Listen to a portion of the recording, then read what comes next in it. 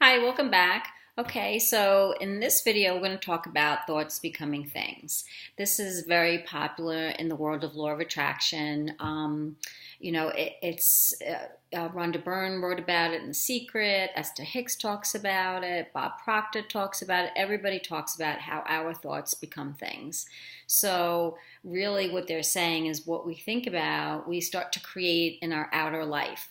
And this is really true. So if you take it on a very small scale and just say, okay, if I'm thinking about all negative things today, how's that going to impact my life today? I might have a really negative day. I'm going to think negatively, I'm going to feel negatively, and then I'm going to draw to me things that support those feelings. I might start gossiping with other friends. I might get into a small car accident. I mean, there's so many things that can happen to us when we're living in those negative feelings.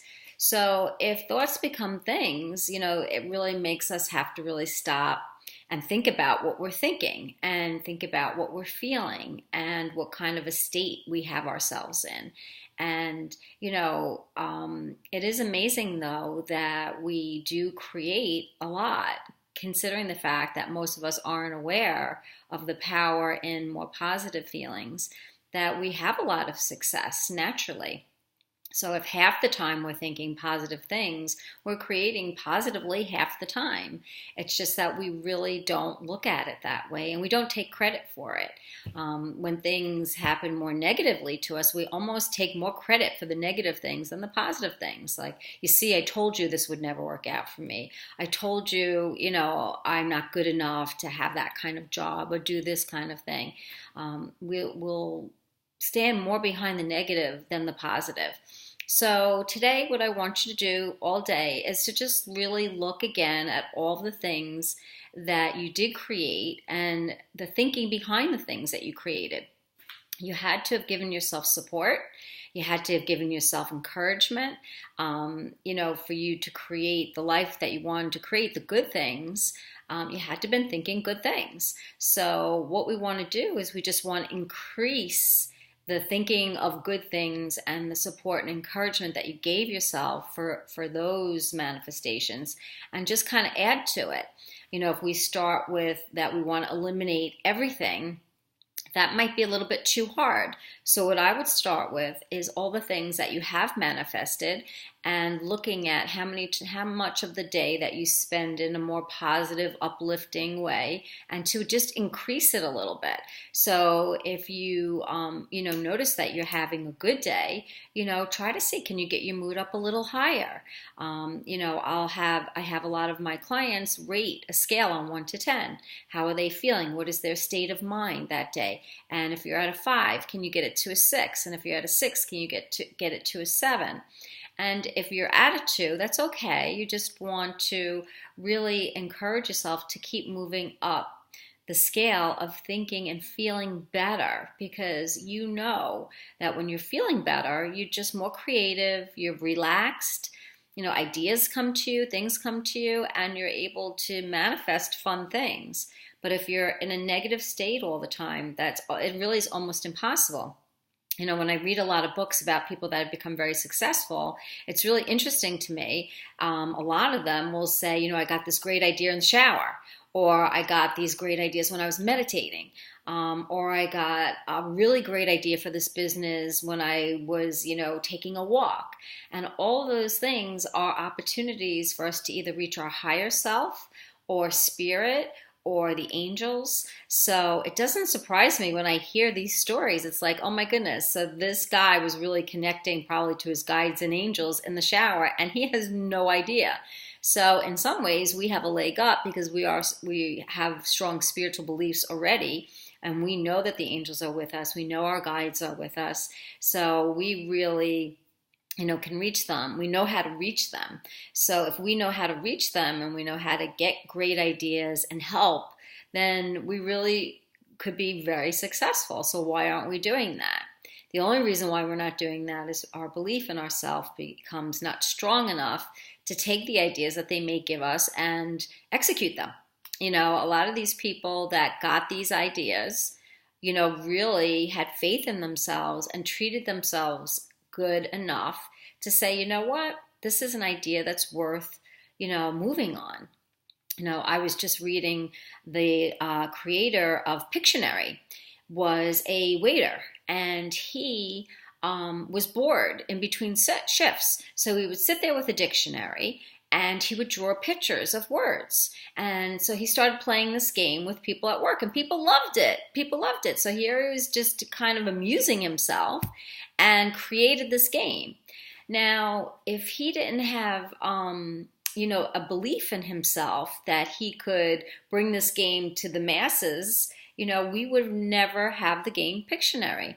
But he knew that this is a great idea. He supported himself enough to ask people to help him. He didn't do it alone. He hired people to create the actual game for him and market it for him. And, and now he's, got this great company. And, look what happened. Now, we get ideas like this all the time, but I hear a lot of people, will say, well, yeah, that was a good idea, but I never developed it. I never gave it the time or attention it needed. And the only reason why we don't develop ideas that are given to us, through spirit or angels, is because of our lack of faith in ourselves. Another story that I read was the creator of UGG boots. He actually didn't, create them, but this man who lived in Australia, was looking at the boots of Australian people wearing these boots, and he thought, wow, Americans might want these boots. And so he had a vision, he had an idea. So he called the creator of Uggs and asked him if he could be the one to solely market Uggs to America. And he convinced him, and he did. And so now we all wear Ugg boots, and we love Ugg boots, and we're so happy for him for doing that. But he had the vision and this idea after just seeing this picture in an advertisement. Now, if he didn't have faith and belief in himself that he could really bring this product to America, it would never be here. So, for us to have faith and belief in ourselves is really important. He's no different than me or you, and the creative Pictionary is no different than me or you. It's just that we're not supporting ourselves enough to take our ideas and execute them. I hear a lot of people all the time that they want to do courses, and I'll say, so go ahead and do it, but if you don't have a belief in yourself that you can do it, you're not going to do it. So I think that's where really the spiritual, we can really get spiritual help. I mean, they talk about finding someone that really believes in you and, listen to their encouragement. Well, I have found that the angels or your guides or God or whoever you connect with believes in us so much that can really help you with your relationship with yourself and give you the encouragement to keep going and to create the life of your dreams, whatever it is that you want. If you want to become an entrepreneur, I love to call myself a spiritual entrepreneur because it just makes me feel really good, because I love creating and I love spirit, and so I blend it together and it's a perfect mix for me. And just saying those words make me feel so good. So what is it that you want to do? Do you want to become a spiritual writer, or do you want to just become a writer, or do you, what is it that is in your heart's desire that you've pushed to the side because your relationship with you is not that strong? Ask the angels to make this relationship with you the number one thing so that you can start creating the life that you want, giving yourself this encouragement like these people have done. So many successful people really listen to themselves. They listen to the ideas that they get, and they act on them. They know when to ask for help, and they have faith and a vision of what they want to do. So, we have to use them as our role models. And I do think that we have an advantage knowing that we can connect to spirit and get all that assistance and encouragement. So, think about those stories and think about really, what is it that you want to create in your life? What was your dream that you're pushing aside? And can you dust it off and take it out and look at it and ask the angels, okay, this has been my dream. What can I do with this? Give me some ideas. And just get quiet and just reflect on it. So I'm going to be asking everybody to post what are their dream jobs? What are their dream relationships? What is their dream income amount? What does their dream house look like? And we want to do all of this not to make ourselves feel bad, but to expand our thinking and to know that we can have anything that we want. But we first have to be aware of ourselves and what we want.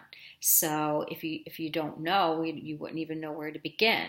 So let's do that together, and we'll share our dreams and our desires.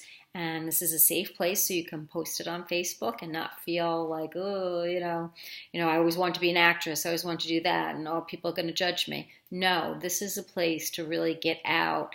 Do you want to become an inventor? Do you want to become a business owner? Do you want to become an actress or an actor?